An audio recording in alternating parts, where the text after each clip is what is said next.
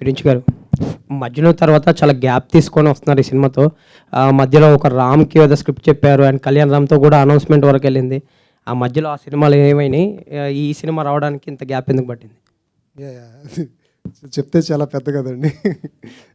సింపుల్గా చెప్పాలంటే bad luck అనుకోవచ్చేమో. అంటే నేను ఖాళీగా లేను కానీ స్టోరీస్ రాయటం, అప్రోచ్ అవ్వటం, హీరోని కలవటం. యాక్చువల్లీ ప్రాజెక్ట్స్ ఓకే అని షూటింగ్ వరకు వెళ్ళింది, మళ్ళీ మధ్యలో కొన్ని ఇష్యూస్ వల్ల ఆగిపోయింది అనమాట. సో ఒక్క హీరోతో ఏమైందంటే అగ్రికల్చర్ బేసిస్ స్టోరీ అయింది. ఆ టైంలో మహర్షి రావటం అది పక్కన పెట్టాము. తర్వాత ఇంకో రిచ్ అండ్ పూర్ ఒక కాన్సెప్ట్ అనమాట. అది మీరు అన్నట్టు ఒక హీరోతో ఒకేసరికి ఈ లోపల అలవైకుంఠపురం వచ్చిందన్నమాట. మళ్ళీ అది పక్కన పెట్టాం. తర్వాత కరోనా వచ్చింది. తర్వాత ఇంకా కొన్ని వేరే ప్రాజెక్ట్స్ కూడా ఒక వెబ్ సిరీస్ది, వేరే ఒక పెద్ద ప్రొడక్షన్ హౌస్లో ఇంకో సినిమా, అలా రకరకాలు అయినాయన్నమాట. సో ఫైనల్ ఏది వర్కౌట్ అవ్వలేదు. సో నేను మాత్రం స్టోరీస్ రాసుకుంటూ అప్రోచ్ అవుతూ ప్రాసెస్ మాత్రం జరుగుతుంది. అది ఇప్పుడు గుడ్ లక్ టర్న్ అయింది అనుకుంటున్నాను. ఫైనల్గా జితేందర్ రెడ్డితో వస్తున్నమాట ఇప్పుడు. విరించి గారు, ఇప్పుడు నార్మల్గా మన ఇండియన్ లాంగ్వేజెస్ అన్నిట్లోనే చూసుకుంటే కనుక మహాత్మా గాంధీ క్యారెక్టర్ దగ్గర నుంచి, మంగళ్ పాండే క్యారెక్టర్ దగ్గర నుంచి, ఇటీవల రోజులు ఇన్ మెనీ లాంగ్వేజెస్ ఈ కైండ్ ఆఫ్ బయోపిక్స్ హిస్టరీ పేజెస్లో లాక్ అయిన క్యారెక్టర్స్ అన్నిటినీ తీసుకొస్తున్నారు బయటికి. Every character has its own distinct personality, presentation of truth అనే దాంట్లో ఉంది. But when it comes to the point of reaching audience, వాళ్ళ కనెక్ట్ అయ్యే పాయింట్లు ఏంటి అన్నది ఇన్ జనరల్గా it's matter of discussion for any film. ఇప్పుడు ఈ సినిమాలో మీరు ఆ సేలియంట్ రాదర్ సిగ్నిఫికెంట్ పాయింట్స్ ఏంటండి ఆడియన్స్కి బాగా కమర్షియల్గా హుక్ చేయడానికి? థ్యాంక్ యూ అండి ఈ క్వశ్చన్ అడిగినందుకు. యాక్చువల్లీ ఏంటంటే ఏదో బయోపిక్ అంటే చాలామంది బయోపిక్స్ చేస్తున్నారు, పొలిటికల్ లీడర్స్ వస్తున్నాయి. నాకు కూడా బయోపిక్స్ అంటే భయం. యాజ్ ఏ ఆడియన్స్ నాకేంటంటే బయోపిక్స్ అంటే ఇప్పుడు మనకు ఎందుకు వాళ్ళ హిస్టరీ అనేది ఉంటుంది కదా. సో ఆ విషయంలో నాకు చాలా భయం పట్ట బయోపిక్స్ చూడటం అంటే కూడా. అంటే ఎందుకంటే రియాలిటీకి దూరంగా వెళ్ళడానికి కూడా ఛాన్స్ ఉండదు. కానీ లక్కీగా నాకేంటంటే వచ్చిన స్టోరీలో ఇందులో చాలా డ్రామా ఉంది. ఆయన లైఫ్లోనే బోల్డంత డ్రామా, బోల్డంత హీరోయిజం. అదేంటంటే ఒక లార్జర్ దాన్ లైఫ్ క్యారెక్టర్ మాట ఆయన. సో అంత చూశాక ఇందులో బెస్ట్ తీసుకుంటే చాలు, మిగతా పక్కన పెట్టేయచ్చు అన్నట్టుంది తప్ప ఆయన రియల్ లైఫ్లో. సో నెక్స్ట్ ఇక్కడ బోరింగ్గా ఉంది, ఇంకేమన్నా పెడదామా, కొద్దిగా డ్రామటైజ్ చేద్దామా అంటే కొంత డ్రామటైజేషన్ చేసాము. సో కానీ అది క్యారెక్టర్ని చెడగొట్టకుండా, ఆయన గౌరవాన్ని కించపరచకుండా అలా ట్రై చేసామన్నమాట. సో ఇందాక అన్నట్టు ఎక్కడైనా ఒకసారి కథ స్టార్ట్ అయితే, నేను ఆయన పొలిటికల్ లీడర్ ఏం కాదు, ఒక పార్టీకి ఆయనకి సంబంధాలు లేవు. కానీ నాకేంటంటే నాకు పాలిటిక్స్కి నాకు అసలు సంబంధం లేదు. కాకపోతే నాకేంటంటే ఇంత పవర్ఫుల్ క్యారెక్టర్, అంత జెన్యున్ క్యారెక్టర్. సో నేను ఆయన స్టోరీ విన్న తర్వాత ఈ జితేందర్ రెడ్డి ఇంత పెద్ద రివల్యూషనరీ లాగా ఉన్నారు, అసలు ఏంటి చూద్దాం గూగుల్ చేస్తే ఎక్కడ ఆయన లేదన్నమాట. ఇదేంటిది ఎవరెవరి గురించి తెలుసు కానీ వీరి గురించి ఎక్కడ లేదేంటని నేనే షాక్ అయ్యమాట. సో ఆయన గురించి వాళ్ళ ఊరు వెళ్ళి కనుక్కున్నాక తెలుసుకున్నాక నాకు అసలు ఇది వదిలిపెట్టొద్దు అనిపించింది అనమాట. నాకేంటంటే ఏదైనా మనం ఎమోషనల్గా ఫీల్ అయితే అది గ్యారంటీ బాగా చేస్తాం కదా. సో ఉయ్యాల జంపాలైనా మజ్ను అయినా కూడా ఒక లవర్ హార్ట్ ఉంటుంది ఇందులో కూడా ఒక లవర్ హార్ట్ ఉంది.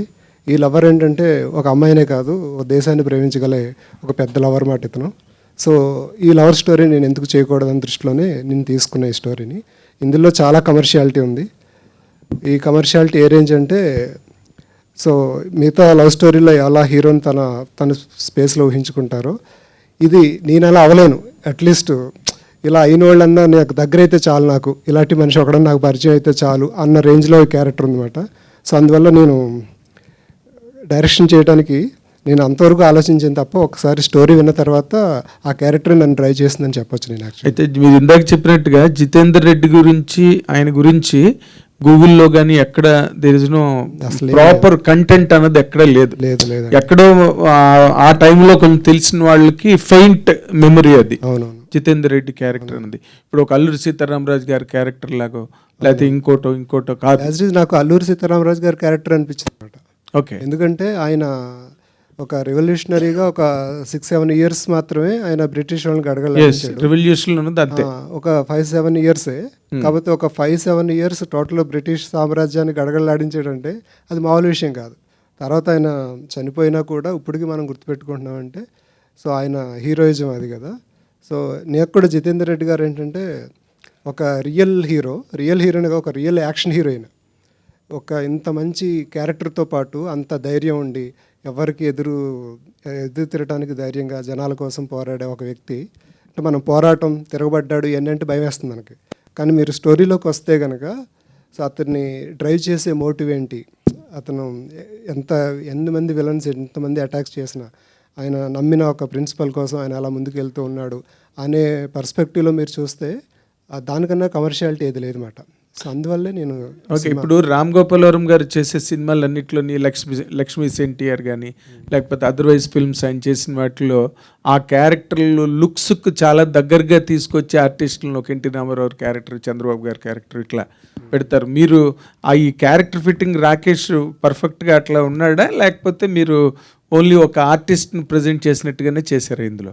నాకేంటంటే రిజెంబ్లెన్స్ అలా ఏం కాదు, రిజెంబ్లెన్స్ గురించి కాదు, కానీ ఆ ఎమోషన్ ఎవరి దగ్గర ఉందని చూస్తున్నమాట. నేను యాక్చువల్లీ మేము చైల్డ్ ఎపిసోడ్ స్టార్ట్ చేస్తాం, ఇంకా లేట్ చేయొద్దు త్వరగా చేద్దామని చెప్పి ఫిబ్రవరిలో షూటింగ్ స్టార్ట్ అయిపోయింది. ఫిబ్రవరిలో షూటింగ్ స్టార్ట్ చేశాక నెక్స్ట్ మార్చ్లో షూటింగ్ పెట్టుకుందాం అనే దాంట్లో హీరో ఇంకా ఫైనలైజ్ అవ్వలేదు మాకు. అప్పుడు మార్చ్, ఏప్రిల్, మే 3 months వెయిట్ చేసాం. 3 monthsలో ఆ ఇండస్ట్రీలో ఉన్న అందరినీ ఆడిషన్ చేసాం కానీ ఎవరు సూట్ అవ్వలేదు. ఫైనల్గా నేను చూసేది ఏంటంటే అందం కాదు, లుక్ కాదు, ఏది కాదు. నేను ఏదైతే కథలో చదువుతూ నేను ఇమాజిన్ చేసుకున్నప్పుడు ఒక జితేందర్ రెడ్డిని ఊహించుకున్నాను. సో ఆ జితేందర్ రెడ్డి ఆ ఎమోషనల్గా ఎవరన్నా నాకు ఇతనన్న ఒక ఫీలింగ్ ఎవరు తీసుకొస్తారని వెయిట్ చేస్తున్నప్పుడు ఫైనల్గా రాకేష్ దొరికాడు అనమాట. సో అప్పుడు ఇంకా ఫిక్స్ అయ్యాం, ఇంకా ఇంతకన్నా ఇంకెవరు అవసరం లేదు మనకి, he's the Jitender Reddy. Emotionally అంత పవర్ఫుల్, ఒక సోల్తో పాటు ఒక ఎనర్జీ, ఒక ఆవేశం, ఇవన్నీ దొరకటం అనేది చాలా కష్టం. ఇంకోటి ఏంటంటే చాలామంది హీరోస్ ఏంటంటే హీరోయిక్గా for the sake of heroism చేస్తుంటారు కదా, అది కాదు. మనకేంటంటే ఒక క్యారెక్టర్ డ్రైవెన్, ఒక ఆవేశంలోంచి, ఒక అనుభూతిలోంచి, ఒక ఆవేశంలోంచి హీరోయిజం రావటం అనేది ఉంటుంది కదండి. అది రాకేష్లో కనిపించింది మాట నాకు. అది చాలా ట్రూత్ఫుల్గా హార్ట్లోంచి చేస్తాడు అనిపించింది. సో ఆ ఆడిషన్ తర్వాత రాకేష్ అయితే బాగుంటుందని చెప్పి ఫిక్స్ అయ్యమాట. ఇంకా నుంచి ఒక కంగ్రాచులేషన్స్ ఫర్ ఎవ్రీథింగ్, బాగుంది ఈ లుక్, ఫీల్ అంతా బాగుంది, కంగ్రాచులేషన్స్. అయితే ఈ బయోపిక్స్ దగ్గరికి వచ్చేటప్పటికి ఒక మహానటి బయోపిక్ తప్ప so many celebrities biopics are not doing well, they didn't do well, so many biopics have come. ఒక వెల్ సంగ్ హీరోస్ యొక్క బయోపిక్స్ని వెల్ ఎస్టాబ్లిష్డ్ స్టార్స్ చేసినా కూడా అవి వర్కౌట్ కావట్లేదు. బట్ ఈ unsung hero Jitender Reddy to particular ఏరియాలో హీఈస్ గ్రేట్ పర్సన్. అలాంటి అన్సంగ్ హీరోని తీసుకొని ఒక బయోపిక్ చేయాలనుకోవటం అనేటువంటిది as a director what is the challenge you met in that, దాంట్లో ఉన్న ఛాలెంజింగ్ పాయింట్. అట్లాగే ఆర్టిస్ట్ పరంగా కూడా తను కూడా చూసుకుంటే ఒక పోనీ అన్సంగ్ హీరోకి పోయి ఒక వెల్ ఎస్టాబ్లిష్డ్ హీరోని తీసుకున్నాం అనుకున్నా కూడా it could be elevated. But you unsung hero and a new actor, how this combination works out అన్నట్టు మీ ధైర్యం ఏంటి? What are your calculations? నాకు క్యాలిక్యులేషన్స్ ఏమి లేవు సార్. యాక్చువల్ ఏంటంటే చూసినప్పుడు, ఆ కథ విన్నప్పుడు, నేను ఇమాజిన్ చేసుకున్నప్పుడు ఒక రేంజ్, ఇంత ఇన్స్పిరేషనల్ క్యారెక్టర్, ఎక్కడ అన్స్టాపబుల్ క్యారెక్టర్ అయినా, సో ఇలాంటి క్యారెక్టర్ నేను చేస్తున్నప్పుడు మీరు అన్నారు కదా బయోపిక్ చేస్తున్నప్పుడు, అసలు బయోపిక్ లాగా నేను ఎప్పుడు ఫీల్ అవ్వలేదు అనమాట. బయోపిక్ లాగా నేను అంటే నేను వెళ్ళే వరకు బయోపిక్ అని భయపడితే వెళ్ళాను, కానీ వెళ్ళిన తర్వాత నా దృష్టిలో ఇది ఇప్పటికీ బయోపిక్ కాదు, ఆడియన్స్ కూడా ఇది ఒక బయోపిక్ అని దృష్టిలో చూడాల్సిన అవసరం లేదు. ఎందుకంటే ఇది బయోపిక్లో ఉన్న లిమిటేషన్స్ ఏమి దీంట్లో లేవు, అంత డ్రామా ఉంది. ఒకసారి కథ మొదలైన తర్వాత ఇది బయోపిక్ ఇంకొకళ్ళు పిక్, ఇందులో ఏమన్నా, ఇప్పుడు ఆయన ఉన్నారు, ఆయనకి ఏంటంటే వాళ్ళ బ్రదర్ గురించి చెప్పుకోవాలని ఒక తపన ఉంది. రాకేష్కి ఏంటంటే ఈ క్యారెక్టర్ని బాగా చేయాలని ఒక తపన ఉంటుంది. నాకేంటంటే ఈ క్యారెక్టర్ నేను ఇంత ఎనర్జీ ఉంది, ఎంత ఎనర్జీని ఎక్స్ప్రెస్ చేయగలను అనేది ఉంది తప్ప, ఇది బయోపిక్ కదా చూడరా లేకపోతే నేను ట్యాకిల్ చేయగలను, హ్యాండిల్ ఈ క్వశ్చన్స్ ఏమి లేవండి. ఎందుకంటే అందులో ఆల్రెడీ కమర్షియాలిటీ ఉంది, ఆయన జెన్యున్గా ఒక కాజ్ కోసం పోరాడుతున్నాడు కదా. సో అందులో ఫుల్ ఎనర్జీ ఉందన్నమాట. సో ఆ ఎనర్జీయే మా అందరిని నడిపించింది అనుకుంటున్నాను. సో ఆ విధంగా ఇది అసలు బయోపిక్గా నేను ఎప్పుడు ఫీల్ అవ్వలేదు, చాలా కమర్షియల్గా ఉంటుంది సినిమా అంతా కూడా. అలాగే యాజ్ ఫార్ యాజ్ ఎవరు ఫస్ట్ ఫిలిం ఉయ్యాల జంపాల కానీ మజ్ను కానీ చూస్తే ఆ జంపాల ఉయ్యాల ఆ స్వింగ్స్ని ఇంకా మర్చిపోలేదు, sweet swings of that film.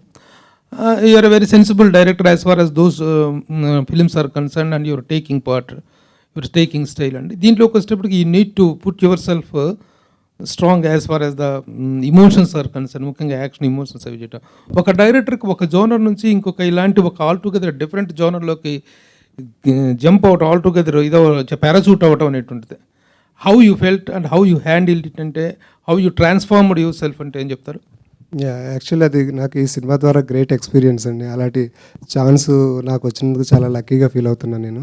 ఎందుకంటే డిఫరెంట్ జానర్స్ అందరికీ త్వరగా రావు, ఎక్స్పెరిమెంటల్గా ఫీల్ అయ్యి చాలామంది భయపడి వెళ్ళరు. కానీ లక్కీగా నాకు ఆ ఛాన్స్ వచ్చింది. అంటే ఇంత మంచి ఎమోషనల్ స్టోరీ తీసుకుని ఒక లవ్ స్టోరీ డైరెక్టర్ దగ్గరికి వీళ్ళు వచ్చారు. కానీ నాకేంటంటే అది ఒక గ్రేట్ ఆపర్చునిటీ మాట నాకు. సో మీరు అన్నారు కదా ఎమోషన్ కదా అని చెప్పి, ఇప్పుడు ఉయ్యాల జంపాల్లో చూస్తే అందులో కూడా కొద్దిగా కన్నీళ్ళు వస్తాయి ఎక్కడో చోట. మజ్నులో కూడా ఒక మంచి ఎమోషన్ ఉంటుంది. సో ఇందులో కూడా ఏంటంటే ఎవరైనా ఒక ట్రూత్ఫుల్గా ఒక పర్సన్ ఉంటే, నేను ఆ క్యారెక్టర్ని ట్రూత్ఫుల్గా నేను బిలీవ్ చేస్తే, అది నేను కరెక్ట్గా పోర్ట్రే చేయగలిగితే అది ఆ ఎమోషన్ అందరికీ వస్తుంది అనేదే నా ఫీలింగ్ మాట ఫైనల్గా. సో నేను అది సక్సెస్ఫుల్గా హ్యాండిల్ చేశాను అనుకుంటున్నాను. సో నాకు బేసిక్గా ఒకప్పుడు శ్రీశ్రీ గారి మహాప్రస్థానం బుక్ ఉంటుందండి. అందులో ఒకటి ఉంటుందన్నమాట, అంటే ఒక పక్కన గుండెల్లో అగ్నిగోళాలు మండిపోతుంటే కళ్ళల్లో మాత్రం కన్నీళ్ళు రాలిపోతుంటాయి అన్నమాట. అంటే ఉడికే రక్తాన్ని కార్చే కన్నీళ్ళని కలిపి ఒక కొత్త టానిక్ చేశాడు నవతారం కోసం శ్రీశ్రీ అని చెప్పి చలంగా రాస్తారు. అంటే ఒక పక్కన ఒక భావోద్వేగం వచ్చేస్తుంది, చంపేయాలన్నంత కోపం వచ్చేస్తుంది, ఇంకో పక్కన జరిగిన అన్యాయానికి కళ్ళలోంచి నీళ్ళు వచ్చేస్తాయన్నమాట. అంటే అంత గ్రేట్ ఎమోషన్ చాలా స్టోరీస్లో దొరకవు. ఉంటే హీరోయిజం ఉంటుంది, లేకపోతే కష్టాలు కన్నీళ్ళు ఉంటాయి. కానీ కన్నీళ్ళలోంచి ఒక వ్యక్తి ఎదిగి అందరి కన్నీళ్ళు తుడవటానికి ఒక హీరో ఎలాగ ఒక range extra larger than life character ఎలా అయ్యాడనే ఒక జర్నీ ఉంది కదండి. సో ఆ క్యారెక్టర్ ఏదైతే నేను మహాప్రస్థానం చదువుతున్నప్పుడు అది ఫీల్ అయ్యానో అలాంటి క్యారెక్టర్ నాకు కనిపించింది అన్నమాట అందులో నేను ఇంకా అందువల్లే నాకు సెకండ్ థాట్స్ ఏం లేవు. ఓకే, విరించి గారు, నాగార్జున గారు పరిచయం చేసిన ఒక డైరెక్టర్ తర్వాత ఇమ్మీడియట్గా మంచి ఫామ్లో ఉన్న స్టార్ హీరో నాని చేసిన మజ్ను, ఇంత పెద్ద బ్యానర్స్తోని పరిచయమైన మీరు ఇంత గ్యాప్ రావడం అనేది నాకు తెలిసి 2 మంచి సక్సెస్ఫుల్ ఫిలిమ్స్ తర్వాత ఒక డైరెక్టర్ 7 ఏళ్ళు ఖాళీగా ఉండడం అనేది నాకు తెలిసి first time. At the same time యూట్యూబ్లో కానీ వికీపీడియాలో కానీ ఎక్కడా దొరకని ఒక అన్సంగ్ స్టోరీని history needs to be told ఇప్పుడు ఎందుకు చెప్పాల్సి వస్తుంది, ఎవరి కోసం చెప్పాల్సి వస్తుంది? 2 క్వశ్చన్స్ ఉన్నాయి ఇందులో. అది ఎవరి కోసం ఇప్పుడు ఎందుకు అనేది క్వశ్చన్స్ నాకు తెలియదు. అంటే నేను ఆ టైంలో ఏదో ఒక సినిమా చేద్దామని చెప్పి నేను అందరినీ చెప్పాను కదా, ఒక సిరీస్ ఆఫ్ అన్ఫార్చునేట్ ఈవెంట్స్ జరుగుతూ ఉన్నాయి. సో ఆ టైంలో ఈ కథ వినేసరికి నాకు వదలాలనిపించలేదు. సో వాళ్ళు అన్నారు కదా చాలామంది దగ్గరికి ట్రై చేసాం స్టోరీ అది ఇది అని చెప్పి. సో ఆ టైంలో నాకు ఈ స్టోరీ వచ్చే కొద్ది నేను కనెక్ట్ అయిపోయాను, నాకు వదలాలనిపించలేదు. ఇది ఒక 1.5 year బ్యాక్ నా దగ్గర స్టోరీ రావటం, నేను ఇమీడియట్గా చేయాలని చెప్పి డిసైడ్ అవటం, దాని తర్వాత దాని గురించి వర్కౌట్ చేయటం ఇదంతా ఉంది. సో అది అలా జరిగింది అంతే. నాకేంటంటే నేను ఎమోషన్గా కనెక్ట్ అయ్యాను. ఆ ఎమోషన్ నేను జనాలకు తీసుకెళ్ళి వాళ్ళతో కూడా ఎమోషన్ ఫీల్ చేయగలిగితే నేను సక్సెస్ అయినట్టు. సో అంతకన్నా ఇంకేం లేదండి. రాకేష్ గారు, ఇప్పుడు మీరు 2 సినిమాలను వదిలేసుకుని ఎమోషనల్ కనెక్ట్ చేసి మీరు చేయగలిగినంత క్యారెక్టర్ ఉందా అందులో? డెఫినెట్గా ఉందండి. అంటే అదే సార్, నేను 2 సినిమాలు ఆపేయాలి అండ్ ఆల్సో మన డబ్బులు కూడా కదా, సో పెద్ద స్టేక్స్ అది. సో ఎప్పుడైతే స్టోరీ విన్నానో ఆ క్యారెక్టర్కే కనెక్ట్ అవుతున్నామండి అందరూ. నేను తీసుకోండి, విరించి తీసుకోండి, రవిప్రకాష్ గారు, ఇంకా వేరే ఏ టెక్నీషియన్స్ మీరు అడిగినా జితేందర్ రెడ్డి గారి క్యారెక్టర్కే కనెక్ట్ అవుతారు. అది ఎలా కనెక్ట్ అయ్యారో అనేది ఎవరికి తెలియదు అసలు. ఎందుకంటే ఆ టైంలో నేను అసలు ఇంపాసిబుల్ చేయకూడదని వచ్చినోడిని ఆ క్యారెక్టర్ ఏం మార్చేసింది. సో ప్రాబ్లీ ఆ క్యారెక్టర్లో ఉన్న బ్యూటీ మ్యాజిక్ అది. ఇప్పుడు బాహుబలి సినిమాలో మీరు ఒక చిన్న సీన్తోనే ప్రపంచం అందరూ గుర్తుపెట్టుకున్నారు రాకేష్ వారి అనే పేరుతోని. ఇప్పుడు దాని తర్వాత మీరు ఎవరికి చెప్పొద్దని ఒక మంచి సినిమా చేసినా సరే దానికి అంత అప్లాజ్ అంటే కంపేర్ టు ది మీరు ఆ సీన్లో చేసిన రాకేష్ వారి క్యారెక్టర్కి వచ్చినంత రాలేదు. దీని ద్వారా మీరు స్టేబుల్గా నిలబడిపోతాను జితేందర్ రెడ్డి క్యారెక్టర్తో అనుకుంటున్నారా? కాన్ఫిడెంట్గా ఉన్నా అండి, ఎందుకంటే క్యారెక్టర్లో అంత పవర్ ఉంది. అంటే రేంజ్ ఉంటుంది కదండి యాక్టింగ్లో. ఇప్పుడు ఎవరికి చెప్పొద్దు అనే క్యారెక్టర్లో అంత రేంజ్ లేదు. సో ఇప్పుడు రాజమౌళి గారు బాహుబలి తీసుకున్నా, దాంట్లో రేంజ్ ఉంది, యాక్టింగ్ పర్ఫార్మెన్స్ చేయటం. దీంట్లో ఆ రేంజ్ ఆఫ్ యాక్టింగ్ చూపెడటానికి ఆపర్చునిటీ ఉంది. ఇప్పుడు దానికి నేను ఒక రకంగా కూడా ప్రాబ్లీ అట్రాక్ట్ అయి ఉండొచ్చు. ఓకే. రవీందర్ రెడ్డి గారు, అంటే ఇది రియల్ స్టోరీయే, రియల్ సంబంధించిన, అంటే 1980s ఆ టైంలో జరిగినటువంటి ఒక ఇన్సిడెంట్, అది తెలంగాణకు సంబంధించినటువంటిది. అంటే అప్పుడు ఇంపాక్ట్ ఉండేటువంటి ఆ స్టోరీ ఇప్పుడున్న పరిస్థితులకి ఇప్పుడు తీసుకొస్తున్నారు కదా. సో ఇప్పుడు మొత్తం కూడా మారిపోయింది, జనరేషన్ మారింది, ఉన్న సిచ్యువేషన్స్ అన్నీ మారిపోయాయి. ఇప్పుడు ఎంతవరకు ఆడియన్స్కి ఇది రీచ్ అవుతుంది అనుకుంటున్నారు? అంటే మీరు ఒక బ్రదర్గా మీ బ్రదర్ పైన తీసుకోవడం అదొక మీకు అనిపించవచ్చు, కాకపోతే రిసీవింగ్ ఎలా ఉంటుంది అనుకుంటున్నారు అసలు మీరు? ఆడియన్స్కి ఎంతవరకు రీచ్ అవుతుంది అనేది మేము చెప్పలేం. మాకంటే ఎక్కువ నాకు తెలిసి మీకే ఎక్కువ ఐడియా ఉంటుంది. బట్ ఏంటంటే జితేందర్ రెడ్డి గారు ఆ క్యారెక్టర్ అది మనము 1980లో జరిగినటువంటి 80 to 87 బేసిక్గా 7-8 years స్టోరీ అది. ఆ టైంలో జితేందర్ రెడ్డి గారు వారి హిస్టరీ, వారి చరిత్రలో జరిగినటువంటి కొన్ని సంఘటనలు అన్నీ చూపించలేము, కానీ కొన్ని అట్లీస్ట్ కొన్ని సంఘటనలను ఇప్పుడు జనరేషన్కు చెప్పాలి. చరిత్రను కొంతమందిని మనం మర్చిపోకూడదు, మనము వాళ్ళ చరిత్ర మరుగున పడకూడదు. ఈ తరానికి అది తెలియజేయాలనే ఒక ఉద్దేశంతో దాన్ని తీయడం జరిగింది. దాన్ని అందుకే బెస్ట్ డైరెక్టర్ కావచ్చు, ఒక కెమెరామెన్ కావచ్చు, మ్యూజిక్ గోపి సుందర్ కావచ్చు, అంటే ఒక బెస్ట్ టీంని పెట్టుకొని మేము వర్కౌట్ చేసాం. ఆడియన్స్ ఆదరిస్తారనే ఒక నమ్మకంతోనే, ఆ ఉద్దేశంతో మేము ఈ సినిమాను తీయడం జరిగింది. ఆదరిస్తానని చెప్పి మాకు ఇప్పటికీ మూవీ కంప్లీట్ అయింది. ఒక్కొక్క కాన్ఫిడెన్స్లో మేము ఉన్నాం. Thank you. Rakesh bro, hi. Hello అండి. హాయ్. ఇప్పటివరకు మీరు చేసిన క్యారెక్టర్లు చూస్తే, అంటే బాహుబలి కానీ, ఎవరికి చెప్పొద్దు కానీ, మిర్చి అవి చూస్తే ఫిక్షనల్ క్యారెక్టర్స్, కానీ ఇది రియల్ టైం, ఒక జితేందర్ రెడ్డి గారు రియల్ టైం క్యారెక్టర్ కదా. ఈ క్యారెక్టర్స్కి మీరు ప్రిపరేషన్ ఏం చేశారు? అంటే మామూలుగా వాళ్ళ ఫ్యామిలీ మెంబర్స్ కానీ వాళ్ళకి కానీ తెలిసి ఉంటుంది ఇలా ఉంటారు అని. సో ఆ క్యారెక్టర్లో మీరు జీవించడానికి ఎలా చేశారు, ఏ ప్రిపరేషన్ చేశారు? గుడ్ క్వశ్చన్ అండి. సో బేసికలీ ఇది నాకు చాలా ఇంపార్టెంట్ క్వశ్చన్. ఒక యాక్టర్కి మోటివేషన్ వచ్చేది అసలు ఏంటి, ఆ క్యారెక్టర్ ఎలా బిహేవ్ చేస్తాడు అనేది. నాకు అడ్వాంటేజ్గా ఎందుకు ఫీల్ అయ్యానంటే, ఇది నిజంగానే ఉన్న క్యారెక్టర్ కదా. సో కల్పితం, ఫిక్షనైజ్ ఏం చేయట్లేదు. సో నాకు ఇంకా ఈజీ అయిపోయింది. ఇప్పుడు రవీందర్ గారితో మాట్లాడి అసలు ఆయన బిహేవియర్ ఎలా ఉండేది, ఫర్ ఎగ్జాంపుల్ ఆయన ఎలా కూర్చుంటారు, ఎలా నడుస్తారు, ఎలా మాట్లాడతారు, ఫ్రెండ్స్తో ఉన్నప్పుడు అసలు ఆయన జోవియల్గా ఉంటారా, వింటారా, ఎక్కువ మాట్లాడతారా. సో ఇవన్నీ నాకు ఫస్ట్ టైంగా వచ్చేసింది. అండ్ విరించి మేమందరం కూర్చుని ఓకే ఇలా అనుకుంటున్నాం, సో ఎలా బిహేవ్ చేసుకుంటాం అనేది ఇలా గ్రూప్గా చేసిందే అండి. సో ఇంకా ఈజీ అయిపోయింది యాక్చువల్గా చెప్పాలంటే. ఓకే అండి, all the best and Virinchi గారు. అండ్ మీరు అంటే ఇప్పుడు ఇది జగిత్యాల్లో తెలంగాణ ప్రాంతంలో జరిగిన ఒక పోరాటం, లేదా ఆయన పోరాటం చేశాడు. సో మీకు కొత్త ఈ కల్చర్ కానీ ఇది కానీ మీరు అటు సైడ్ నుంచి, సో మీరు ఇందులో ఇన్వాల్వ్ అయ్యి చేయడానికి ఎంతవరకు మీరు చేయగలిగారు? అంటే ఈ కల్చర్లోకి, ఆ క్యారెక్టర్లోకి, కథలోకి మీరు ఇన్వాల్వ్ అవ్వడానికి. అంటే యాక్చువల్లీ ఎమోషన్ ఉన్నప్పుడు, అంటే ఇప్పుడు వెళ్ళి ఫారెన్ హీరోస్ కూడా వచ్చి ఇక్కడ యాక్ట్ చేస్తున్నారు, హిందీ డైరెక్టర్లు తెలుగు, తమిళ డైరెక్టర్ తెలుగు. సో లాంగ్వేజ్ అనేది పెద్ద బ్యారియర్ కాదు, ఇంకా స్లాంగ్ అనేది అసలే కాదు కదా. సో ఆ విధంగా అదే ఇబ్బంది లేదండి అసలు. అంటే మెజర్గా ఒక క్యారెక్టర్ ఉన్నప్పుడు ఆ క్యారెక్టర్ని ఎలా మనం జనాల్లో తీసుకెళ్ళాలి, ఎంత ఎమోషనల్గా తీసుకెళ్ళాలి అనేది అదే మెయిన్ టాస్క్ కాబట్టి. ప్రకాష్, ఈ టీంలో పోలిస్తే you're the senior actor. And అంటే ఈ చేస్తున్న క్యారెక్టర్స్ కూడా ఆల్ దీస్ ఇయర్స్ మనం చూస్తున్నాం. తను ఒక క్యారెక్టర్ ఉన్నాడు అంటే ఒక మంచి ప్రామినెన్స్ ఉంటుంది అనేటువంటిది. దీంట్లో what kind of character you're portraying and how it helps to the strength of the story? Thank you అండి, ముందు మంచి మాటలు చెప్పారు నా గురించి, థ్యాంక్ యూ.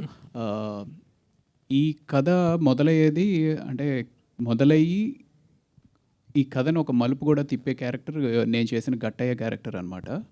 సో డెఫినెట్లీ నేను నిజంగానే పోలీస్ క్యారెక్టరు రా అని చెప్పి జ్ఞానశేఖర్ గారు చెప్పినప్పుడు మళ్ళీ పోలీస్ క్యారెక్టర్ ఇందులో చేయడానికి ఏముంటుంది అని చెప్పేసి అనుకున్నా. కాకపోతే సేమ్ ఎలాగా రాకేష్ కథ విన్న తర్వాత ఆ క్యారెక్టర్ గురించి తెలుసుకున్న తర్వాత జితేందర్ రెడ్డి గారి గురించి తెలుసుకున్న తర్వాత ఎంత ఎమోషనల్గా ఫీల్ అయ్యారో నాకు కూడా ఆ జితేందర్ రెడ్డి గారి క్యారెక్టర్ చెప్పిన తర్వాత ఆ క్యారెక్టర్కి నేను చేసిన గట్టయ్య క్యారెక్టర్కి ఉన్న రిలేషన్షిప్ ఏంటి, అలాగే ఈ నేను చేసిన గట్టయ్య క్యారెక్టర్ అదే ప్రాంతం నుంచి వస్తున్నప్పుడు అసలు జితేందర్ రెడ్డి గారి గురించి తెలుసుకుని గట్టయ్య క్యారెక్టర్ ఎంత ఇన్ఫ్లుయెన్స్ అయి ఉన్నాడు అనేది తెలుసుకోవడం, ఇదంతా కూడా డెఫినెట్లీ చాలా సోల్ ఉన్న సినిమా అనిపించింది, చాలా సోల్ ఉన్న కథ అనిపించింది. ఇందాక కూడా అదే నేను చెప్పింది, ట్రైలర్ చూస్తేనే ఆ పంచ్ ఏంటి, ఆ బీట్ ఏంటి, అసలు దీనికి ఎంత పవర్ ఉన్నది అనేది తెలుస్తూ ఉంటుంది. సో డెఫినెట్గా ఈ నేను చేసిన ఎన్నో క్యారెక్టర్లో ఈ క్యారెక్టర్ ఒకటి డెఫినెట్గా నాకు ఒక చక్కటి సాటిస్ఫాక్షన్ ఇచ్చింది. ఇప్పుడు ఇలాంటి ఫిల్మ్స్ చేసినప్పుడు identity is very important. 80s time పీరియడ్లో సంబంధించినటువంటిది కదా. ఆ టైంలో ఆ ఏరియాలో పర్టికులర్గా ఈ ఇన్సిడెంట్స్ని ఐడెంటిఫై చేయటం కానీ, అప్పటి పొలిటికల్ కాన్ఫ్లిక్ట్స్, అప్పటి పొలిటికల్ కాంటెంపరీస్, ఈ ఐడెంటిఫికేషన్ ఆఫ్ ద సబ్జెక్ట్ గురించి ప్రేక్షకులు రిలేట్ అవ్వటం ఎంతవరకు ఉంటుంది అనుకుంటున్నారు? ఆ మేజర్ ఇన్సిడెంట్స్ ఏమైనా ఉన్నాయా అట్లాంటివి? అంటే నేను రకరకాల లాంగ్వేజెస్లో మూవీస్ చూస్తుంటాం కదండి. సో ఒక క్యారెక్టర్ కనెక్ట్ అయితే కనుక ఆ ఇన్సిడెంట్స్ ఏంటి, ఆ బ్యాక్డ్రాప్ ఏంటి అవన్నీ పక్కన పెడితే అందులో ఒక హ్యూమన్ యాంగిల్ ఉంటుంది కదా సార్. ఆ హ్యూమన్ యాంగిల్తో ఒకసారి కనెక్ట్ అయితే సో అతని జర్నీ ఏంటి, అతను దేనికోసం పోరాడుతున్నాడు, ఆ పోరాటం ఎంతవరకు ఆగకుండా ఎలా ప్రయాణించాడు, చివరికి చేరుకున్నాడా లేదా, ఎలా చేరుకున్నాడు అనేదే అది ఉంటుంది తప్ప ఆ సిచ్యువేషన్స్ ఏంటి ఇవన్నీ సెకండరీ అయిపోతాయి కదా సార్.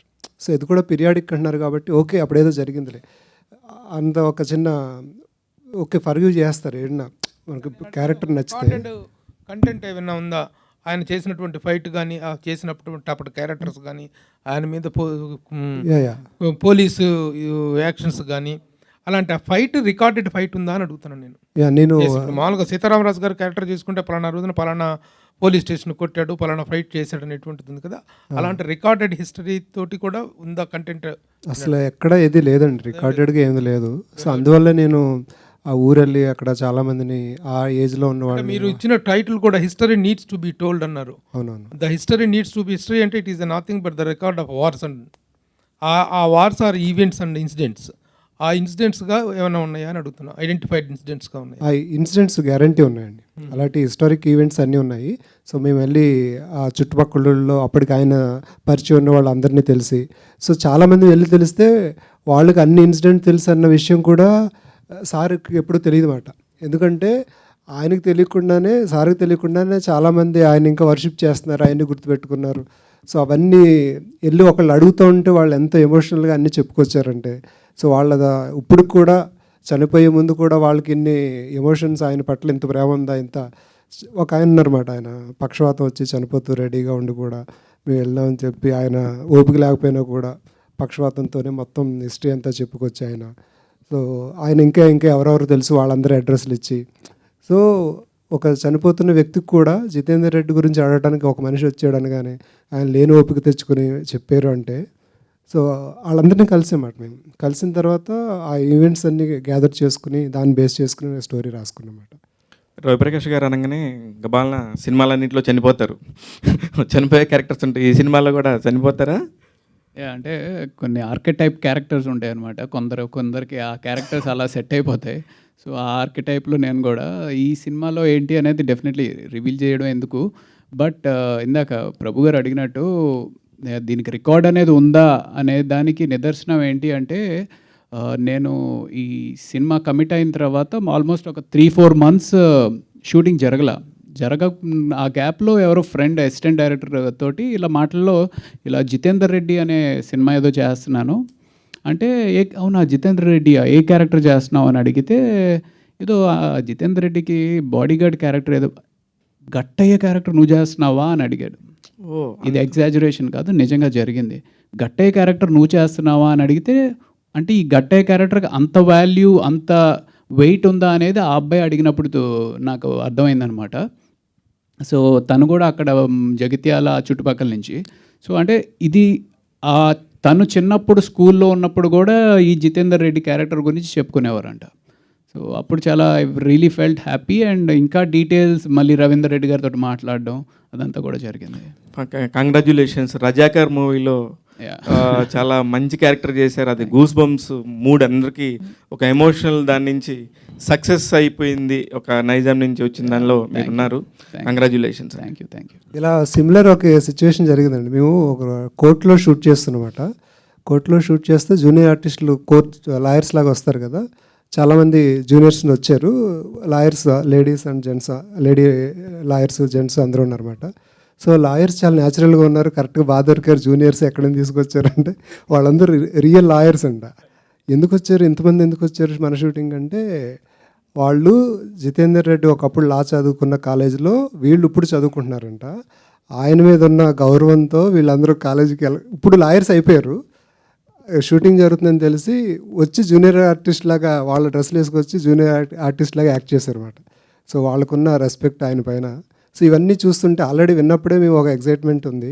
సో ఇవన్నీ జరుగుతుంటే కూడా మాకు సో ఆ ఎనర్జీ ఇచ్చిందన్నమాట. అది రవీందర్ రెడ్డి గారు ఇక్కడ రవీందర్ రెడ్డి గారు, ఎన్టీఆర్ గారు వాజ్పేయి గారు టైంలో జరిగిన ఇన్సిడెంట్స్ ఏమన్నా ఉన్నాయా? దీని పొలిటికల్ యాంగిల్ కూడా ఉందని అంటున్నారా, అది నిజమేనా? పొలిటికల్ యాంగిల్ ఏం లేదండి మూవీలో. ఆయన అప్పుడున్న రాజకీయ పార్టీ ఇప్పుడు లేదు, ఇప్పుడున్న రాజకీయ పార్టీ తప్పు లేదు. ఇప్పుడు 1985 మధ్యలో జరిగిన ఇది, దాంట్లో పొలిటికల్ అనేది మూవీలో ఒక చిన్న పార్ట్. దాంట్లో పొలిటికల్ పార్టీకి సంబంధం లేదు. పార్టీకి సంబంధం లేకుండా అతని లైఫ్లో పాలిటిక్స్ అనేది ఒక చిన్న పార్ట్ మాత్రమే, అది కొంతవరకే ఉంటుంది. మిగిలిన స్టోరీ అంతా అంటే యాక్చువల్గా అతన్ని బేసిక్గా ఈ మూవీ అతని లైఫ్లో జరిగిన ఇన్సిడెంట్స్లో ఈ పాలిటిక్స్ అనేది చాలా చిన్న పార్టు, దానికి పెద్ద ఇంపార్టెన్స్ ఏం లేదు. నాకు తెలిసి అప్పుడున్న పొలిటికల్ పార్టీస్ కూడా ఇప్పుడు లేవు కాబట్టి అది పెద్దగా ఇప్పుడు పొలిటికల్ ఇప్పుడు ఎలక్షన్స్ ఉన్నాయి, దాని ముందు రిలీజ్ చేస్తున్నాము, ఇటువంటి వాటికి దీనికి ఏం సంబంధం లేదండి. ఓకే, మీ బ్రదర్ని చూసుకోవడానికి సినిమా చేస్తున్నా అన్నారు. ఈ రష్ చూసిన తర్వాత మీ బ్రదర్ కనిపించాడా? ఎంతవరకు రియలిస్టిక్గా తీశారు మీరు బ్రదర్ లాగా, ఎంతవరకు కల్పితం చేశారనుకుంటున్నాను మీరు? నేను సాటిస్ఫై అయ్యానండి. చాలా వరకు చాలా ఇన్సిడెంట్లు రియల్గా జరిగిన ఇన్సిడెంట్లే. కాకపోతే మీరు ఇందాక బయోపిక్ అన్నారు, బయోపిక్ అంటే రియల్గా ఇన్సిడెంట్సే కానీ దాన్ని బయోపిక్ అన్నారు. ఇప్పుడు అల్లూరి సీతారామరాజు సినిమా కృష్ణది అల్లూరి సీతారామరాజు సినిమా ఎట్లా తీసామో ఇది కూడా అంతే అనుకోవచ్చు. అది బయోపిక్ అనుకుంటే ఇది కూడా బయోపిక్, అట్లనే ఉంటాయి, అన్నీ ఉంటాయి సినిమాలో, అట్లా తీశారు. కాకపోతే రియల్ ఇన్సిడెంట్కు చాలా దగ్గరలో, అంటే నేనైతే 100% సాటిస్ఫై అయ్యాను. చాలా అంటే ఈ తీసిన ఈ సీన్స్ గురించి కంటే కూడా అతన్ని కొన్ని అనేక సంఘటనలు లైఫ్లో జరిగిన చూపించలేకపోయాను అనేది ఒక నాకు ఉందే తప్ప తీసినంత వరకు 100% సాటిస్ఫై ఉన్నాను. ఓకే, అయితే జితేందర్ రెడ్డి గారి హిస్టరీ చాలా వరకు తెలియదు, ఎవరికి తెలియదు, చాలా వరకు కదా అసలు తెలియదు. బట్ జితేందర్ రెడ్డి గారు ఎంతకాలం జీవించారు, ఏ వయసులో చనిపోయారు?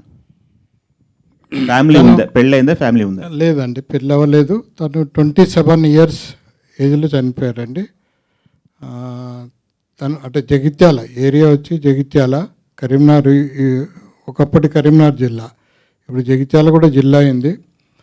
కరీంనగర్, జగిత్యాల, గోదావరి కానీ, మంచిర్యాల, వరంగల్ ఆ ఏరియాస్ అంతా కూడా జితేందర్ రెడ్డి పేరు అందరికీ తెలుసు, చాలామందికి తెలుసు. ఇప్పుడు జనరేషన్ 35 years గ్యాప్ వచ్చింది కాబట్టి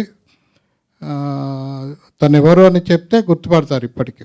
స్టూడెంట్ లీడర్గా, ఆ తర్వాత ఒక కొన్ని ఇన్సిడెంట్స్, కొన్ని సమాజంలో జరుగుతున్న కొన్ని అసాంఘిక కార్యక్రమాలు అంటారు కదా, అటువంటి వాటి సోషల్ ఎలిమెంట్స్ మీద తను ఫైట్ చేయడం తర్వాత అది లైఫ్ అంటే తన స్టూడెంట్ లైఫ్ నుండి స్టార్ట్ అవుతుంది.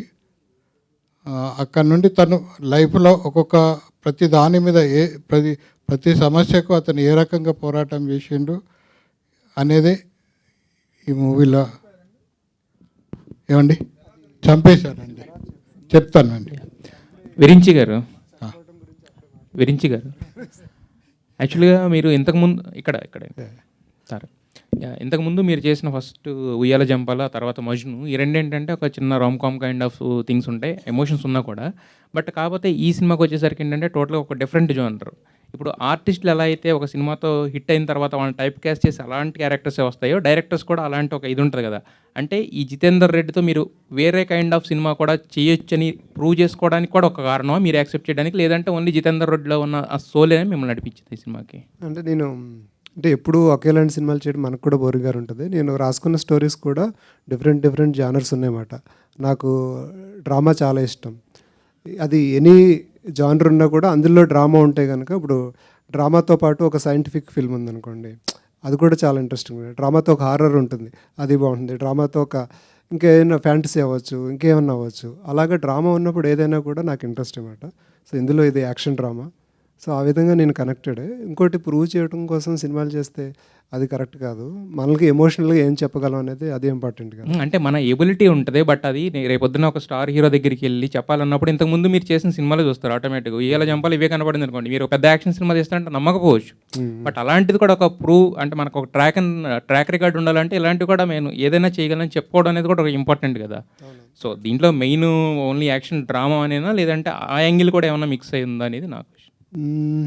అంటే అదన్నీ ఆఫ్టర్ ఎఫెక్ట్స్ ఏమో, అంతవరకు వెళ్ళలేదు. మేబీ అది హెల్ప్ అవ్వచ్చు తర్వాత ఫర్దర్గా వేరే హీరోస్ చెప్పడానికి. కానీ నాకున్నంత వరకు ఏంటంటే నేను అన్ని జానర్స్ ట్రై చేయాలి. నెక్స్ట్ కూడా డిఫరెంట్ జానర్స్ ఉన్నాయి, అవన్నీ ట్రై చేయాలని నాకు. సో ఛాన్స్ వచ్చినప్పుడు అవన్నీ ట్రై చేస్తాను. సో మేబీ ఇది ఒక లక్కీగా నాకు దొరికింది అనుకుంటున్నాను ఈ అవకాశం.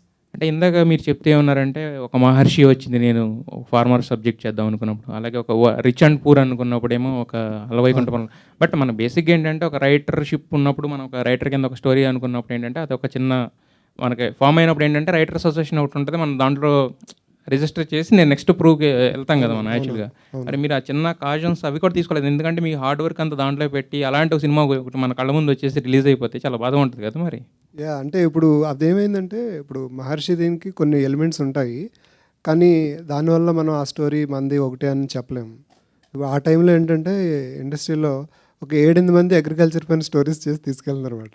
ఇప్పుడేంటి ఇండస్ట్రీ అదే రైతుల కన్నా ఫార్మర్ స్టోరీస్ రాసేవాళ్ళు ఎక్కువైపోయారు అనిపించింది ఆ టైంలో నాకు.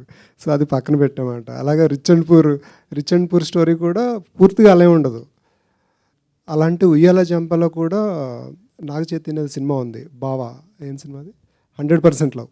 100% లవ్ వచ్చిందని ఉయ్యాల జంపాలు కూడా చాలామంది పక్కన పెట్టేశారు ఆ టైంలో. ప్రొడ్యూసర్ కూడా అంటే బావ మరదల టాపిక్ వస్తే అంటే ఎందుకు ఇది ఇప్పుడు వద్దు అని చెప్పి పక్కన పెట్టేస్తారు కదా. అలాగే తప్ప పూర్తిగా సంబంధం ఉండదు. మళ్ళీ అవి సినిమాలు చేస్తాను నేను, కాకపోతే ఆ టైంలో వెంటనే వస్తే బాగోదు అన్నట్టు అలా ఆల్మోస్ట్ మెటీరియల్ అయ్యి షూటింగ్కి వెళ్ళే ముందు ఆగిపోవటం వల్ల అవి ఆగిపోయినాయి మాట. అది అంటే నాని గారు ఒకసారి ఏం చెప్పారంటే, విరించి అందరూ ఇక్కడ ఉండో హ్యాపీగా భీమవరంలో కూర్చొని స్టోరీ రాసుకుని వస్తాడని చెప్పి అన్నారు. మరి భీమవరంలో కూర్చున్న మీకు కరీంనగర్లో ఉన్న ఆయన ఎలా స్టోరీ కన్నా? లేదు, భీమవరం లేదు, అంటే ఇక్కడే హైదరాబాదే.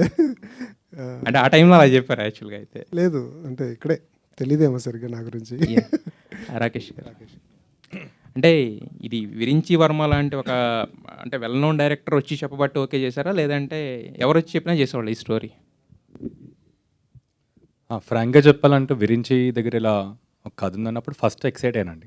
విరించి వర్మ తను 2 సినిమాలు ఇష్టం నాకు, కానీ కథ వినిన తర్వాత అది మారిందండి. అది చాలా సెకండరీ అయిపోయింది, కథ అనేది ముందుకు వచ్చేసింది. సో అంటే బేసిక్గా ఏంటంటే ఇంతకుముందు మీరు బాహుబలి చేసిన తర్వాత ఒక సినిమా కూడా చేశారు, అది పెద్దగా ఫేర్ చేయలేదు కదా. అంటే ఈ జితేందర్ రెడ్డి లాంటిది ఏంటంటే అందరికీ ఇప్పుడు అల్లూరి సీతారామరాజు ఈ కైండ్ అనుకోండి అందరికీ తెలిసింది కాబట్టి దాని మీద ఆల్మోస్ట్ ఒక ఇంట్రెస్ట్ క్రియేట్ అవుతుంది. బట్ జితేందర్ రెడ్డి లాంటి ఒక ఈ బయోపిక్ అనేది చాలా కొద్ది మంది మాత్రం ఒక ఏరియాకి మాత్రం తెలిసిన స్టోరీ కదా. సో దీన్ని అంత లార్జ్ స్కేల్లో చెప్పాలన్నప్పుడు దానికి మీరు ఎంత ఎఫర్ట్ పెట్టాలి, నేను ఇంత టైం కేటాయించాలన్నప్పుడు మరి మీకేం భయం అనిపించలేదా? What's next after Jitender Reddy? అది ఎంతవరకు అంటే నన్ను ఓన్ చేసుకుంటారా లేదా ఆ క్యారెక్టర్లో ఓన్ చేసుకుంటారా అనేది ఈ డిఫరెన్షియేషన్ ఏం కనిపించలేదు మీకు? ఫస్ట్లీ మీరు అడిగిన దానికి అంటే ఎక్కువ కంటెంట్ లేదు అని అన్నారు కదండి, అది నేను అడ్వాంటేజ్గానే తీసుకున్నాను. ఎందుకంటే అది ఆల్రెడీ చాలా మటుకు ఉందనుకోండి, ఇంటర్నెట్లో ఇప్పుడు మీరు కొట్టినా కూడా ఎక్కువ రాదు. అది అడ్వాంటేజ్ కదా, ఎందుకంటే మన ఫ్రెష్ ఒక స్టోరీ టెల్లింగ్ ఉంటుంది. అంటే జనాలకి తెలుసు అప్పుడు జగిత్యాల వాళ్ళ చుట్టుపక్కల ప్రాంతంలో, సో అక్కడి నుంచి తీసుకుని అండ్ రవీందర్ గారికి కూడా తెలుసు కాబట్టి అది నాకు ఇంట్రెస్ట్ అనిపించింది. అండ్ ఎవరికి చెప్పదు తర్వాత ఇలాంటి స్క్రిప్ట్ అనేది అదే ఎవరికి చెప్పదు అనేది చాలా simple townish boy next door type. ఇది larger than the life character కదా, డెఫినెట్గా ఎక్సైట్మెంట్ ఉంది. And larger than the life characters మన తెలుగులో ఎక్కువ కనెక్షన్ కూడా ఎక్కువ స్కోప్ ఉంది. అయితే ఇక్కడ 2 ఉంటాయి లార్జర్ దాన్ లైఫ్ క్యారెక్టర్స్ చేస్తున్నప్పుడు. అది కనుక షూర్ షాట్ హిట్ అయ్యి ఇది చేస్తే నెక్స్ట్ లెవెల్కి వెళ్తుంది కెరీర్.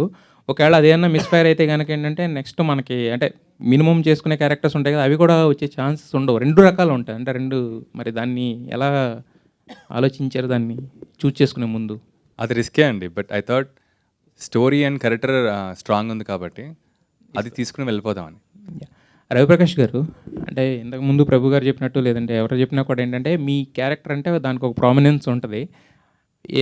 మీరు అంటే చాలా సినిమాలు చేస్తుంటారు, కానీ ఏ సినిమాకి ఇంత ముందుకొచ్చి ప్రమోట్ చేయడం అనేది నాకు తెలిసి ఫస్ట్ టైం అనుకుంటే ఇది. అంటే దీంట్లో మీకు అంత స్పెషల్గా కనిపించిన ఎలిమెంట్ ఏంటి? మీరు ఫస్ట్ టైం ఒక సినిమాను ప్రమోట్ చేయడానికి మీరు ఒక స్టేజ్కి రావడం అనేది? ఇందులో పర్టికులర్గా చెప్పాలి అంటే ఇందాక రాకేష్ చెప్పినట్టు 4 పిల్లర్స్ ఏవైతే రాకేష్ చెప్పాడో, అటు ప్రొడ్యూసర్ గారు కానీ, డైరెక్టర్ గారు విరించి గారు కానీ, అలాగే కెమెరామెన్ జ్ఞానశేఖర్ గారు అండ్ మా ప్రొడక్షన్ చూసుకున్న వాణి గారు, వీళ్ళందరూ ఏంటి అంటే when a proper story and when a proper character is being portrayed with a proper support of these kind of people, అదేంటంటే మనం సినిమాతో కనెక్ట్ అయిపోతాం, ఆ ప్రాజెక్ట్ తోటి కనెక్ట్ అయిపోతాం. సో డెఫినెట్లీ దీని ప్రమోషన్కి రావాలి అంటే ఫస్ట్ ఆఫ్ ఆల్ అసలు విరించి ఇలా April 3rd ఉంది ప్రోగ్రామ్ అని, కానీ డెఫినెట్గా ఏ పని ఉన్నా సరే నేను వస్తాను అలా అనిపించింది అనమాట. ఎందుకంటే ఆ ప్రాజెక్ట్కి ఉన్న కనెక్షన్ అలాంటిది. రవీందర్ రెడ్డి గారు, ఇప్పుడు మీ బ్రదర్ స్టోరీ అందరికీ చెప్పాలి అని అనుకున్నారు, అదంతా ఓకే. బట్ కాకపోతే ఏంటంటే దాని నుంచి ప్రాఫిట్స్ ఏమైనా ఆశిస్తున్నారా, లేకపోతే జస్ట్ స్టోరీ తెస్తే చాలు అనుకున్నారా? స్టోరీ తెలియజేయాలనేది ఇంటెన్షన్ అండి. అన్ని తన స్టోరీని ఇప్పుడున్న జనరేషన్కు తీసుకెళ్ళాలనేదే ఉద్దేశము. సరే ఇది డబ్బులు ఇదన్నీ కూడా అది సెకండరీ, స్టోరీ తెలియజేయడమే చాలా ఇంపార్టెంట్. రాకేష్ గారు అడగండి లాస్ట్. ఈ సినిమాకు మీరే మెయిన్ ఫేసు.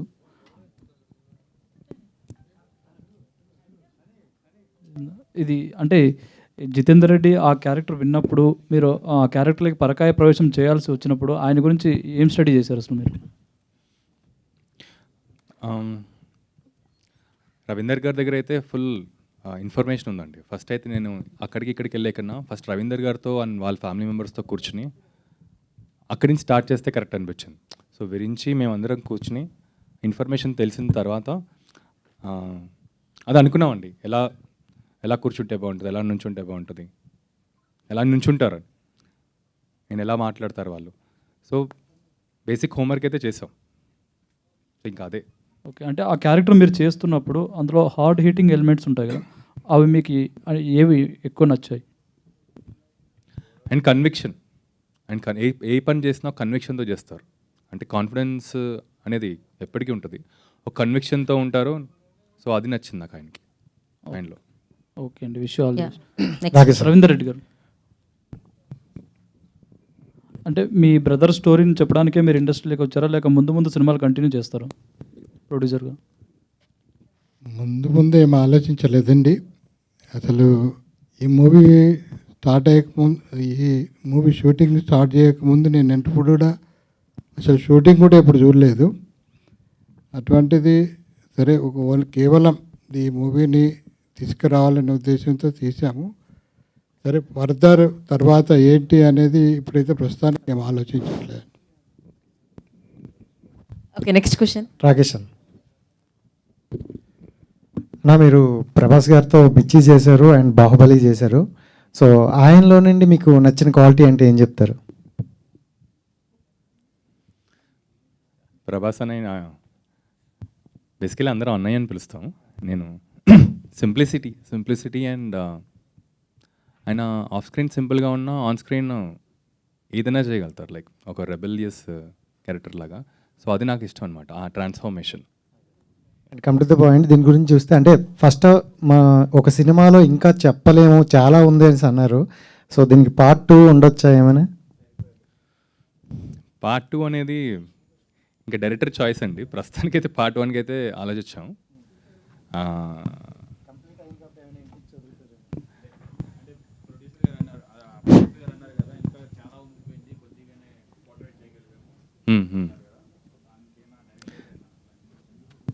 ప్రస్తుతానికైతే పార్ట్ 1 అనే తీసాం. ఎండ్ అయిపోయింది.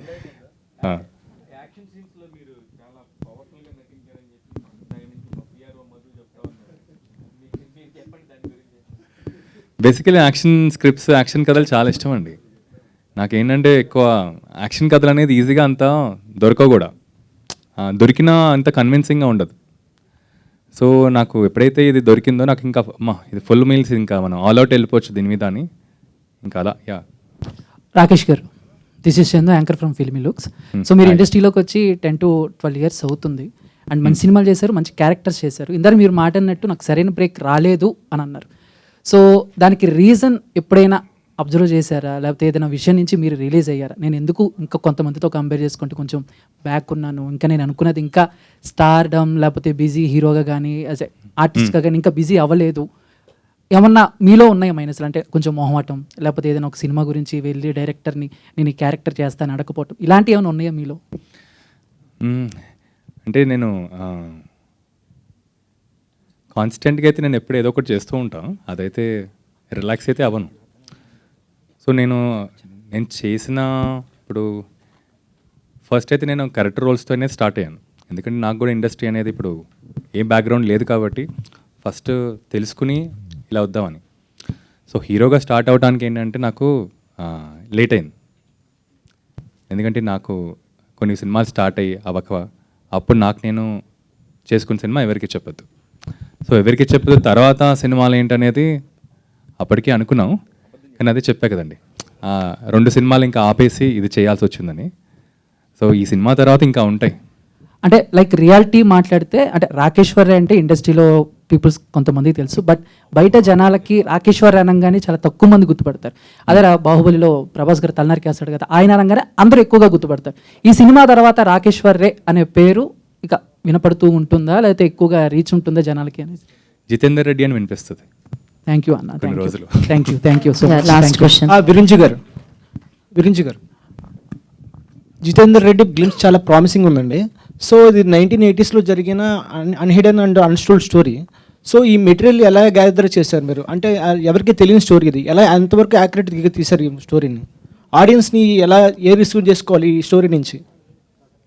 అదే ఇప్పుడు యాజ్ ఏ బ్రదర్ ఆయనకి కొంత తెలుసు కదా. సో ఆయన ఈ స్టోరీ జరిగినప్పుడు ఆయన కూడా మొత్తం అంటే ఒక పర్సన్ కూడా బ్రదర్ అయినా కూడా డే అండ్ నైట్స్ ఉంటారు కదండి. ఆయనకు కొన్ని విషయాలు తెలుసు, వాళ్ళ జితేందర్ రెడ్డి గారి సిస్టర్ కొన్ని విషయాలు తెలుసు, వాళ్ళ మదర్కి కొన్ని విషయాలు తెలుసు, తర్వాత ఫ్రెండ్స్కి కొన్ని విషయాలు తెలుసు. మోస్ట్లీ ఎక్కువ ఫ్రెండ్స్కి తెలుస్తాయి కదా. ఆ ఫ్రెండ్స్ కూడా రకరకాల ప్లేసుల్లో ఉన్నారు, చాలామంది చనిపోయారు. సో వాళ్ళందరినీ కలిసి కనుక్కోవటం. సో అందరినీ ఒక 1 week వెళ్ళామాట. సో చుట్టుపక్కల వాళ్ళ ఫ్రెండ్స్ అందరినీ వెళ్ళి వాళ్ళందరినీ కలిసి ఆ డేటా తీసుకున్నమాట. సో దాని నుంచి ఫైనల్గా ఇందులో మనం ఏదేది మనకి కథలో యాడ్ అవుతుంది అనే దాంట్లో అలా వర్క్ చేసుకుని చేసామాట. జితేందర్ రెడ్డి గారు ఇక్కడ మీరు స్టూడెంట్ లీడర్ అని చెప్పారు. సో కానీ ఇక్కడ గ్లిమ్స్లో చూస్తే ఒక సీన్ దగ్గర నక్సలైట్ సీన్ చూపించారు. సో జితేందర్ రెడ్డి గారికి నక్సలైట్స్కి ఏమైనా కనెక్షన్ ఉందా? ఉందండి. మీరు సినిమా చూస్తే ఇది ఒక్క దగ్గర ఇప్పుడు ఎలా పొలిటీషియన్స్ వచ్చి వెళ్తారు, నక్సలైట్స్ వచ్చి వెళ్తారు, ఈ స్టార్టింగ్లో కాలేజ్ ఎపిసోడ్ ఒకటి ఉంటుంది, ఇలా త్రూ అవుట్ ఆయన లైఫ్ స్టోరీ అంత ఉంటుంది కదా. సో అంత పేజెస్ వైజ్ అందరూ వచ్చి వెళ్తుంటారు అన్నమాట. మనం కనెక్ట్ అయ్యేది మాత్రం ఈయన సింగిల్ గోల్ ఉంటుంది ఓవరాల్గా. ఆయన సింగిల్ గోల్, ఆయన వెళ్ళే రూట్లో మనం కనెక్ట్ అయ్యి వెళ్తుంటాం అన్నమాట. ఆ గోల్ ఏంటి, ఆయన ఏ రూట్లో వెళ్తున్నాడు, ఆయన ఎంత ఇదిగా వెళ్తాడు అనేది సినిమా అన్నమాట. Last question please. చాలా రోజులైంది మిమ్మల్ని చూసి. ఎప్పుడో అంటే గ్లిమ్స్ కానీ లేకపోతే ట్రైలర్ లాంచ్ ఈవెంట్స్ కానీ, you have many friends in industry. మీరు ప్రొడ్యూస్ చేసిన సినిమాకే మీరు ఒక టాప్ హీరోని గెస్ట్గా తీసుకొచ్చారు. బట్ దీనికి ఎందుకు తీసుకురాలేదు, ఫ్యూచర్లో ఏమైనా తీసుకొస్తారా లేదా అంటే ఏం చెప్తారు? ఇది కావాలని మనం అవాయిడ్ చేసామండి ఈ ఈవెంట్కి అయితే. ఎందుకంటే ఇది జస్ట్ పర్సనల్గా మన టీము అండ్ మీడియా అండ్ చుట్టుపక్కల ఉందామని అలాగా పెట్టుకున్నాం. సో సిన్స్ మనకి అడిగారు కాబట్టి నెక్స్ట్ ట్రైలర్ ఈవెంట్ అనుకుంటున్నాం. So trailer event followed by pre release and so ఇది సో డెఫినెట్గా అప్పుడు ఇంక్లూడ్ చేద్దామని. అన్నయ్యని పిలిచే ఛాన్స్ ఉందా ప్రభాస్ గారిని? ఓకే, చూద్దాం, ట్రై చేస్తా, వేచి చూద్దాం. యా లాస్ట్ సార్, మీరు యాక్టింగ్ చేశారు అండ్ ప్రొడక్షన్ కూడా చేశారు ఇప్పుడు రీసెంట్గా. సో బోత్ బ్యాలెన్స్ చేసుకుంటూ ఇప్పుడు ఈ ప్రొడక్షన్ చేయడం అనేది అంత ఈజీ కాదు, ఎందుకంటే మీరు దగ్గరుండి ఆ సెట్స్లో ఏం జరుగుతుంది చూసుకుంటూ మీరు ముందుకెళ్ళాలి. అట్ ది సేమ్ టైం ఇది చేసుకుంటూ వచ్చారు జితేందర్ రెడ్డి అనేది. సో రెండు కంపేర్ చేసుకుంటే విచ్ వన్ యూ ఫీల్, అంటే మీరు ముందు నుంచి యాక్టింగ్లో ఉన్నారు, సడన్గా ప్రొడక్షన్లోకి వెళ్ళడం అండ్ ఏది డిఫికల్ట్గా మీకు అనిపిస్తుంది, ఏ దాని మీద ఎక్కువ బేస్ అవుదాం అనుకుంటున్నారు? ఓకే, సో బేసికలీ ఛాలెంజింగ్ అయితే ప్రొడక్షనే ఉంటుందండి. ఎందుకంటే ఇప్పుడు యాక్టింగ్ అంటే ఇప్పుడు నేను ఒక్కడనే నన్ను నేను మేనేజ్ చేసుకోవాలి అంతే. ఇప్పుడు ప్రొడక్షన్ అనేది చాలామందిని మేనేజ్ చేయాలి అండ్ కమ్యూనికేషన్లో ఉండాలి. So to answer your question, production అనేది మచ్ ఛాలెంజింగ్. అలా అని చెప్పి నాకేంటంటే ఎంజాయ్ చేస్తాను ప్రొడక్షన్. ఎందుకంటే నేను మోర్ ఓవర్ ఇప్పుడు నేను ప్రొడ్యూస్ చేసే సినిమాలన్నీ కొత్త డైరెక్టర్స్తో లేకపోతే కొత్త యాక్టర్స్తో అలా పనిచేయాలనుకుంటాను, కొత్త టెక్నీషియన్స్ అని. సో ఇది నా అజెండానా లేకపోతే గోల్ అనుకోండి. సో అది నాకు ఇష్టమైంది ప్రస్తుతానికి. ఓకే, ఇంకొక క్వశ్చన్ వస్తుందేమో అని నేను వెయిట్ చేస్తున్నాను ఇందాక నుంచి. మైక్ అక్కడ ఉంది కానీ అమ్మాయి అడగట్లేదు, అడిగే అవకాశం ఇవ్వట్లేదు ఎవరు, అందుకే మైక్ ఇచ్చి మరీ అవకాశం చెప్పండి, అడగండి. సో హాయ్ రాకేష్ గారు, I'm Anjali from TFPC. So బేసికల్గా ఒక పొలిటికల్ లీడర్ క్యారెక్టర్ చేయాలి అని అంటే మనకి థ్రెడ్స్ కూడా కొన్ని ఉంటాయి. సో మీరు జితేందర్ రెడ్డి క్యారెక్టర్ చేయడానికి ఒప్పుకున్నప్పుడు ఏమైనా అంటే లైక్ ఇలాంటివి ఏమైనా బ్యాక్గ్రౌండ్ సర్చ్ చేశారా, లైక్ థ్రెడ్స్ లాంటివి ఏమైనా ఉంటాయని? అండ్ అలానే డ్యూరింగ్ ద షూటింగ్ పీరియడ్ ఏ సీన్ చేసినప్పుడు మీకు చాలా కష్టం అనిపించింది, ఇంకా ఎక్కువ ఇన్వాల్వ్ అయ్యి చేశారు? ఫస్ట్ క్వశ్చన్కి అయితే థ్రెడ్స్ అనేది ఎవరిని టార్గెట్ చేయట్లేదండి, సినిమాలో టార్గెట్ చేయట్లేదు కాబట్టి. సో నాకు ఇప్పుడు కథ విన్నప్పుడు కూడా ఈవెంట్స్ అనేది వీళ్ళని తక్కువ చేయటమో లేకపోతే వీళ్ళని ఎక్కువ చేసి చూపెట్టడం అలా లేదు. సో క్లీన్గానే ఉంటుంది. సో థ్రెడ్స్ అనే వరకు అయితే ఆలోచించలేదు. అండ్ సీన్ అంటే లైక్ ఏ సీన్ చేసినప్పుడు బాగా ఇన్వాల్వ్ అయ్యారు? సో కొన్ని సీన్స్ ఉండేయండి, ఫస్ట్ హాఫ్లో కొన్ని సీన్స్ ఉంటాయి చాలా ఇంట్రెస్టింగ్ సీన్స్.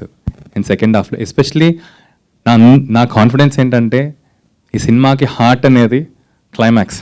సో నాకు ఒక్క టెన్షన్ ఎప్పుడు ఉండేదంటే క్లైమాక్స్ ఎలా వస్తుంది. ఎందుకంటే ఆ క్లైమాక్స్ వస్తే సినిమా అనేది స్టాండ్ అవుతుందని నా కాన్ఫిడెన్స్ అది. సో క్లైమాక్స్ బాగా వచ్చింది అండ్ నా ఫేవరెట్ సీన్ అయితే ఆ క్లైమాక్సే. This is the last one. So trailer teaser release అయిన తర్వాత, ఫస్ట్ గ్లిమ్స్ రిలీజ్ అయిన తర్వాత ఇండస్ట్రీ నుంచి వచ్చిన ఫస్ట్ రెస్పాన్స్ ఏంటి అండ్ ఎవరి దగ్గర నుంచి వచ్చింది? ఇప్పుడే రిలీజ్ అయింది కదా, ఒకసారి ఫోన్ చూసుకుందాం తర్వాత మెల్లిగా. అసలు ఆ చాయిస్ ఇవ్వలేదు, ఆ ఛాన్స్ ఇవ్వలేదు. నేను ఇప్పుడే గ్లిమ్స్ వచ్చింది కాదు. యాక్చువల్లీ మెన్షన్ చేశారు జితేందర్ రెడ్డి గారు నాట్ పొలిటీషియన్ అని చెప్పి, ఈజ్ స్టూడెంట్ లీడర్ అని. ఫస్ట్ రెస్పాన్స్ మీ దగ్గర నుంచి వస్తే బాగుంటుంది. ఏమనిపించింది? బాగుంది, very nice, thank you so much. Wait for it. May I Virinchi first last question అని గత 10 క్వశ్చన్ నుంచి అంటున్నాను నేను. లాస్ట్ ఏంటో అర్థం కావట్లేదు. అడగండి, పర్లేదు అడగండి. ఇక మైక్ ఎలాగో మీరు చెప్తున్నారు, అది గుర్తుపెట్టుకోండి. అది మళ్ళీ నేను కంటిన్యూ చేస్తాను. సారీ చెప్పండి. I'm Mohan from Andhrajyothy. His story needs to be told and అదేంటంటే హిస్టరీ అండ్ హిస్టరీ రెండు కలిపి పెట్టారు, చాలా బాగుంది. అండ్ ఇంకోటి ఏంటంటే మీరు జితేందర్ రెడ్డి గ్రేట్నెస్ని పీపుల్కి ఇంట్రడ్యూస్ చేయాలనుకున్నారు, but it's coming in the time of elections. So ఇది ప్రజెంటే ఎలక్షన్స్ మీద ఏమైనా ఇన్ఫ్లుయెన్స్ చేస్తుందా ఈ స్టోరీ కానీ, ద టేకింగ్ ఇట్స్ ఐడియాలజీ? అసలు ఎలక్షన్స్కి ఇప్పుడున్న గవర్నమెంట్కి దేనికి సంబంధం లేదండి. ఇది ఓన్లీ ఒక లార్జర్ దాన్ లైఫ్ క్యారెక్టర్ అంటున్నా కదా, సో చాలా డ్రామా ఉంటుంది. సో మీరు ఒక యాక్షన్ స్టోరీలో ఒక రివెంజ్ డ్రామా ఉంటుంది కదండి, ఇది ఒక జస్ట్ సింపుల్గా చెప్పాలంటే ఒక రివెంజ్ డ్రామా. సో అంతకు మించి పొలిటికల్గా పెద్ద ఆలోచించడానికి ఏమి ఉండదండి. అండ్ ఇంకోటి ఏంటంటే ఇదంతా మీరు just you heard about him but you don't see him. So ఇక్కడ ఫిక్షన్ ఎంత ఉంటుంది అండ్ క్రియేటివ్ లిబర్టీ ఎంత ఉంది? క్రియేటివ్ లిబర్టీ తీసుకున్నది కూడా ఏంటంటే ఆయన క్యారెక్టర్ని తగ్గకుండా ఆయన దేనికోసం పోరాడుతున్నాడో, ఆయన కాజ్ ఏంటో, సో ఆడియన్స్ కనెక్ట్ చేయడానికి కోసం ఏదైతే యాడ్ చేయాలి అవి యాడ్ చేసామన్నమాట. అదే పర్సంటేజ్గా కింద చెప్పలేను కానీ ఒక ఎమోషనల్ జర్నీగా ఆయన్ని యాజ్ ఇట్ ఈజ్గా ముందుకు తీసుకెళ్ళడానికి వెళ్ళాము. సో ఆ విధంగా చూస్తే ఇప్పుడు అంటే ఇది యాడెడ్, ఇది ఒరిజినల్ అని చెప్పడానికి లేదన్నమాట. అన్నీ మెర్జ్ అయి ఉన్నాయి.